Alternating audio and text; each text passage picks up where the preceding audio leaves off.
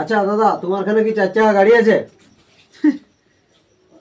4 চাকা? না, আমার কাছে 4 চাকা গাড়ি নেই। তাহলে মোটর সাইকেল আছে? না দাদা, মোটর সাইকেলও নেই। তাহলে নিশ্চয়ই সাইকেল আছে। সাইকেল তো সবার ঘরেই থাকে। না দাদা, আমার কাছে সাইকেলও নেই।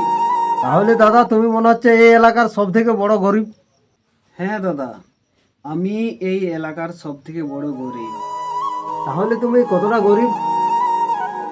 আমি এতটাই গরিব যে 2014 সালে আমাদের সরকার আমাদেরকে একটা গ্যাস সিলিন্ডার দিয়েছিল। আজও সেই গ্যাস সিলিন্ডারটা ভর্তি আছে। কেন ভর্তি আছে কেন? কারণ ভাই, মাচিস কেনার টাকা নয়।